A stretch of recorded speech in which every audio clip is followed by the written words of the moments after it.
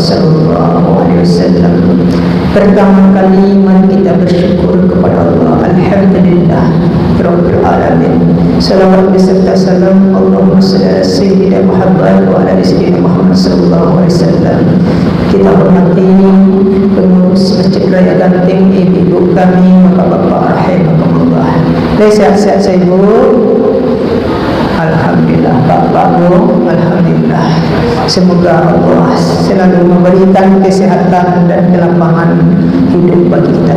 Baik, kajian kita pada hari ini yaitu teman setan dan sahabatnya yang disenangi untuk di neraka nanti. Teman setan dan sahabatnya yang dia senangi untuk di neraka nanti.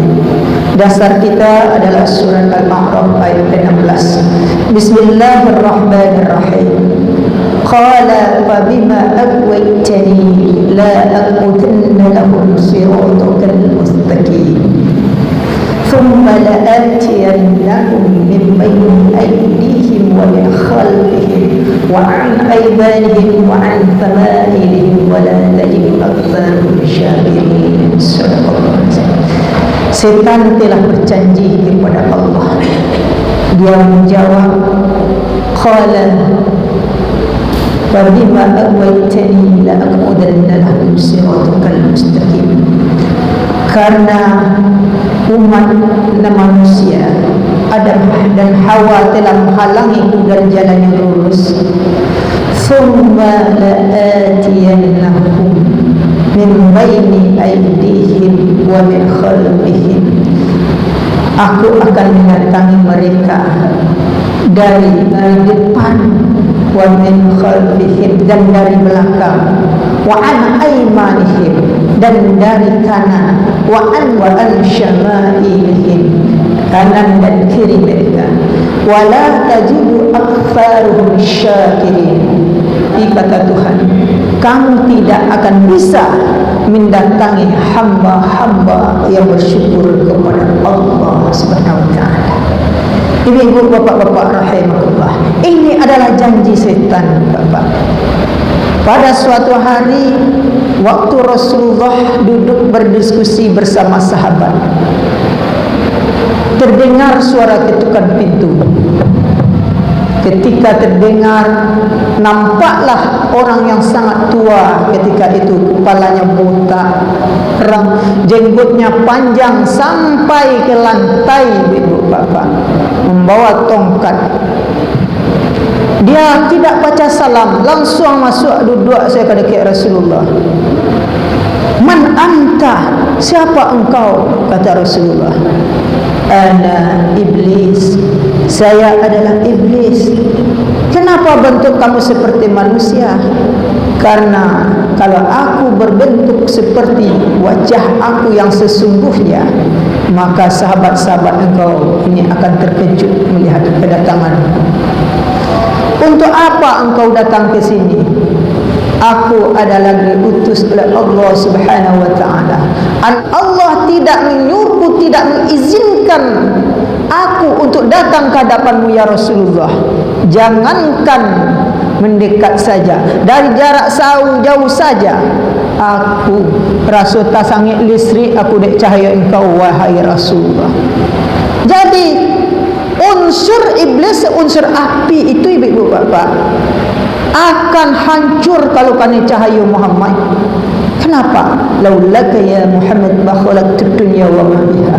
Jikalau tidak karena engkau wahai Muhammad, tidak kujadikan dunia beserta isinya. Bentrok unsur api unsur Muhammad, cahaya Muhammad tu kalah cahaya Muhammad, cahaya api itu hancur dibuatnya. Bisa hancur lebur wajah aku sebagai iblis. Jadi siapa yang berselawat kepada Rasulullah yang sering-sering, dia akan terganggu dari gangguan, dia akan terjauh dari gangguan setan. Ibu bapak-bapak rahimahullah. Lalu siapa iblis? Iblis adalah rajanya setan. Empuhkan ringnya raja setan, ibu bapak. Tanya Rasulullah, apa yang engkau tuju tuju ke sini apa? Ma muraduka ila huna? Apa tujuan dan maksudmu ke sini? Muradi ila huna, tujuan dan maksud aku ke sini adalah yang pertama untuk berdialog kepadamu ya Rasulullah. Apa yang kamu dialog kepadaku? Aku akan menyenangi menjadi sahabatku. Yang pertama adalah pemimpin yang zalim. Umara bizalim, pemimpin yang zalim, pemimpin rumah tangga yang zalim, pemimpin mau ku hendak sama panjang, manimbang indak sama baret. Apabila di dalam suatu kampung atau negeri atau di dunia ini tungkik membawa rambah, dia tidak berfungsi untuk kedamaian dunia. Seperti hal ini Palestina, pemimpin dunia kalau indah adil, maka keadilan anak-anak dibunuh, dihancurkan, dibantai, dihidup. Kalau pemimpin seperti ini adalah pemimpin yang menjadi sahabatku di neraka nanti, di karak-karak neraka nanti. Pemimpin yang tidak menyuruh solat anak-anaknya, tidak menyuruh ibadah anak-anaknya. Pemimpin dalam negeri agama tidak ada lagi, akhlak tercela merajalela, maksiat, minum-minum keras dalam satu kampung dia biarkan saja. Inilah sahabatku nanti. Itu yang pertama. Jadi kalau kita pemimpin anak-anak kita pemimpin suatu yang kita pimpin, jangan kita menjadi sahabat setan untuk masuk ke neraka nanti. Yang kedua, yang akan menjadi sahabatku adalah pedagang yang curang. Jadi siapa pedagang yang curang, yang rancaknya kecil buruk, yang buruknya kecil rancak, tidak sesuai dengan apa yang terjadi, maka dia akan menjadi temanku. Aku akan bertepuk tangan. Yang ketiga adalah orang yang suka berzina, orang anak-anak muda yang suka berbuat haram. Ambo bertepuk tangan. Oleh karena itu, anak-anak kita nasihati supaya jangan jadi sahabat setan. Yang keempat adalah orang yang kaya yang sombong. Jadi kalau anak awak jadi orang kaya, jadi pemimpin nantinya, nasihati anak-anak kita. Kok upiak rambala paku nak tarang jalan kapara, upiak elok lalaku nak sayang kurang kawan. Jangan mengadah-ngadah kata. Kalau ada seandainya engkau diberi kepercayaan nak, jangan sombong nak. Setinggi-tinggi jabatan engkau, nanti engkau bisa jatuh sejatuh-jatuhnya sampai ke tanah nak. Kalau engkau pongah, jinnya iblis, saya adalah sebagai iblis, jatuhnya saya 7.000 tahun beribadah di langit, satu yang ke-7 1.000 tahun beribadah di bumi, 8.000 tahun. Jatuhnya saya adalah karena sifat sombong.